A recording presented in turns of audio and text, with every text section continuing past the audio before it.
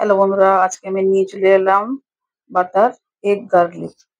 এই butter egg garlic বানানোর জন্য এখানে আমি ৩টে এগ মানে ডিম নিয়েছি। ডিমটাকে ভালো করে লবণ আর গোলমরিচ দিয়ে ভালো করে আমি ফিটিয়ে নিচ্ছি।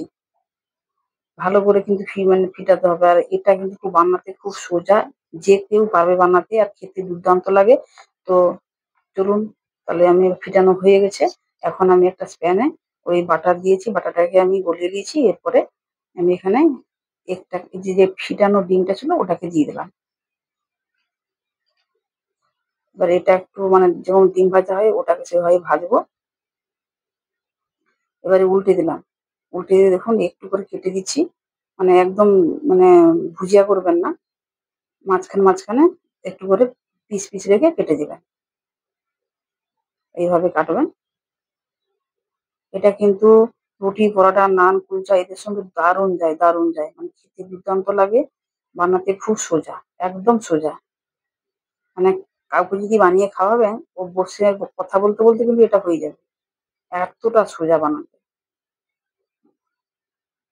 আমার ডিম ভাজাটা প্রায় হয়ে গেছে। এবার আমি তুলে দিলাম। এই সেই ডিম ভাজা যেটা ভেজেছি সেটাই আমি একটু সাদা তেল দিলাম আর বাটার দিলাম। বাটার দিয়ে মেল্ট করে নিয়ে এবার এখানে আদা, রসুন থেতো করে দিয়েছি।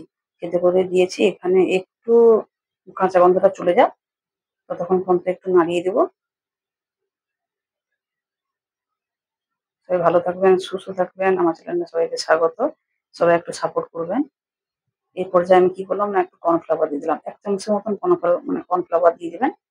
কর্নফ্লাওয়ারটা দিয়ে বেশ করে একটু কর্নফ্লাওয়ারটা ভেজে নিবেন। ভাজা হয়ে গেছে। এখানে আমি লিকুইড দুধ ব্যবহার করলাম। দুধটা ঠান্ডা দিবেন না। আমি আগে একটু গরম করে নিয়েছিলাম।